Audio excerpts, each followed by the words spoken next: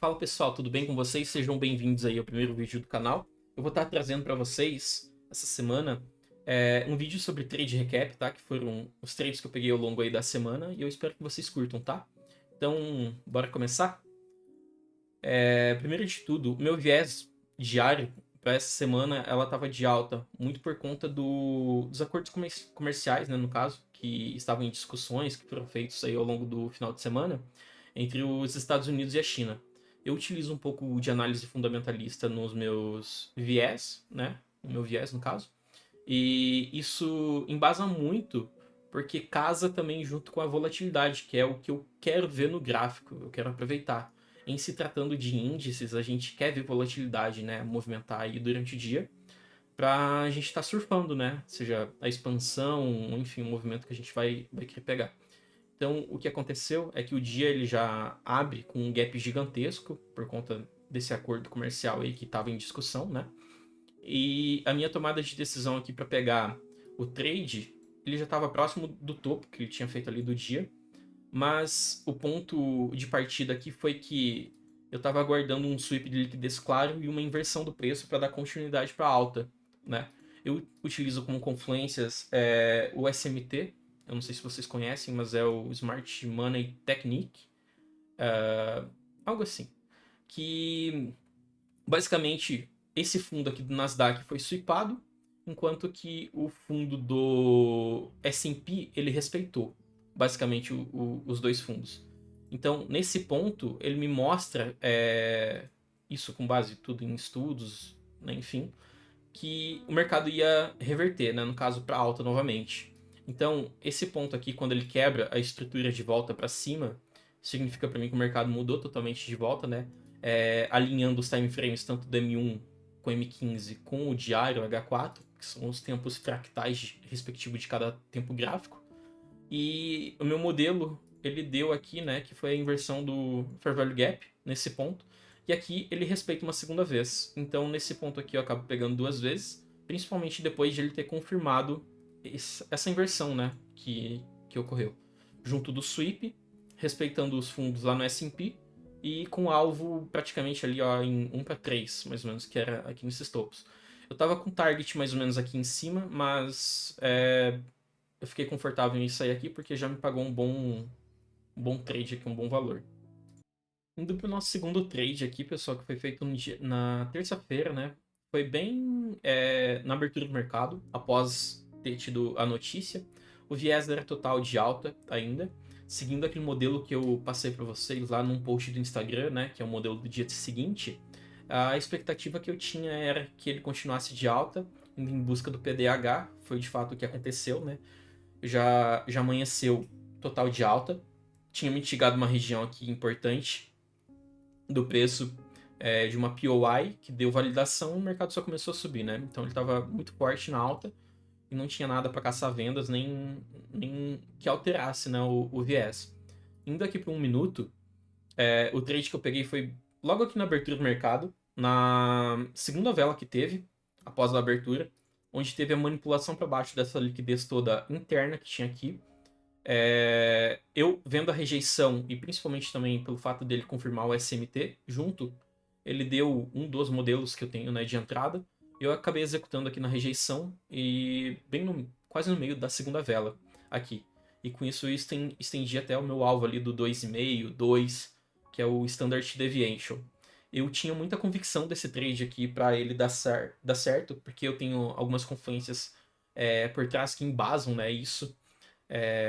Não tanto pelo modelo, como vocês viram também do dia anterior, no qual eu peguei, mas também por saber que o mercado ele vai expandir, que o mercado ele vai segurar nessa região aqui porque ela é extremamente forte, aliado ao volume balance que tem aqui junto de outras confluências também no qual eu utilizo.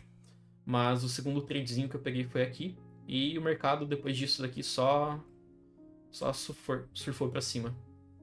Então, continuando, pessoal, aí o terceiro dia, né, que foi quarta-feira, o mercado eu imaginei que ele ia ficar um pouquinho difícil de trabalhar, muito por conta que a gente não tinha nenhum driver no dia importante que fosse causar volatilidade, né, no meio da semana aí, mas que o viés ainda era de alta.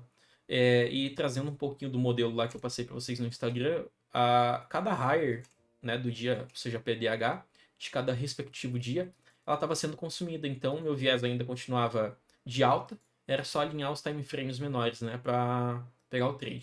Então, pegando aqui o tempo gráfico dos 15 minutos, a gente tinha esse FVG, no qual ele causou a quebra aqui em cima, né, no M15, e estava totalmente alinhado. O preço ia fazer um pullback, era só aguardar e alinhar todos os pontos, né?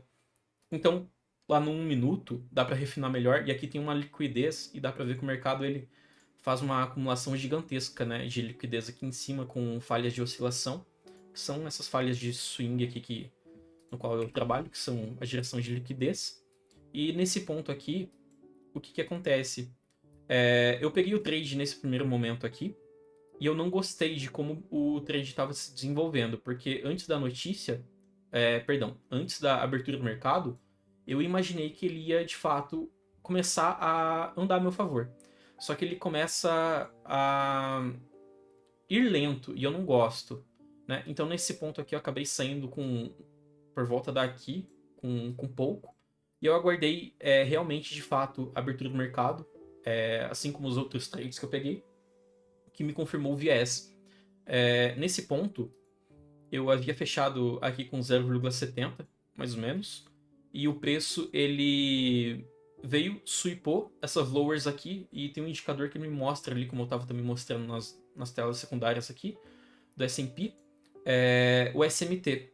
E com isso, quando ele me mostra o SMT e respeita nesse ponto, ele faz o CSD aqui nessa região, né, nessa esquema dos opositores que tem aqui, e simplesmente pego o trade quando ele está fechando o candle aqui em cima, né? Tendo essa segurança que o mercado ia buscar esses alvos aqui de liquidez que ele tinha deixado. Então, o terceiro trade da semana foi esse, né? Basicamente, esse daqui dá para considerar um BE aí, mas o outro eu peguei alinhado com os fatores aí que eu venho trabalhando.